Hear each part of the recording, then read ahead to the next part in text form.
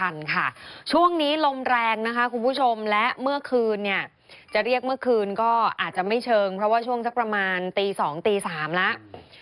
คือลมเนี่ยแรงมากจริงๆจนกระทั่งตอนที่มาทำงานที่ช่อง3ขึ้นไปบนอาคารจอดรถอะคุณผู้ชมทุกอย่างที่อยู่บนอาคารจอดรถมันกระพืออย่างเงี้ยหมดเลยและเสียงผ้าใบพับอย่างนี้เลยนะคะใช่ลมแรงมากใช่ช่วงนี้ต้องระมัดระวังเรื่องของลมนะคะที่กระบี่เนี่ยก็ลมแรงและกระบี่เนี่ยช่วงนี้กรมอุตุเขาเตือนเรื่องของฟ้าฝนด้วยดังนั้นมาทั้งลมมาทั้งฝนค่ะกระบี่ช่วงเย็นเมื่อวานเนี่ยตกหนักและลมแรงในหลายพื้นที่นะคะโรงพยาบาลเอกชนที่ตำบลอ่าวนางอำเภอเมืองกระบี่โรงรถพังถล่มลงมาทับรถเสียหายไป10 คันเลยค่ะจากสภาพที่ลมแรงนะคะคือเสาเหล็กเนี่ยพังทำให้หลังคาโรงรถยาวประมาณสัก40 เมตรพังลงมาทับรถโชคดีที่ไม่มีใครเป็นอะไรนะคะและเห็นว่าในพื้นที่หมู่ 5 หมู่ 8 ตำบลพรุดินนานี่ก็หลังคาได้รับความเสียหายจากลมแรงไปทั้งหมด5 หลังด้วยกัน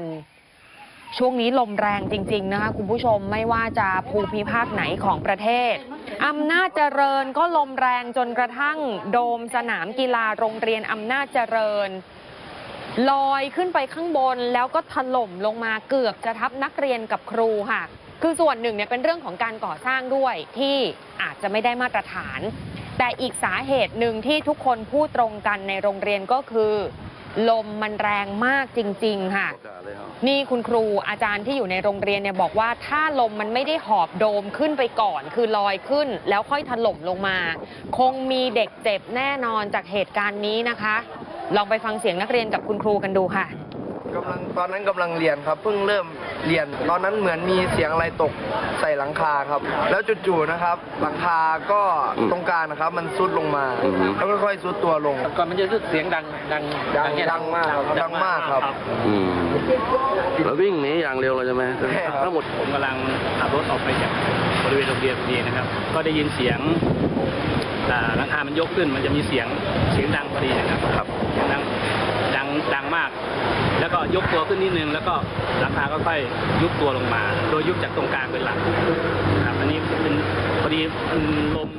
มช่วยพยุงไว้นั่นละค่ะคุณผู้ชมโชคดีที่เด็กๆกับคุณครูไม่มีใครเป็นอะไรเลยคือวิ่งหนีออกจากรัศมีการพังถล่มลงมาเนี่ย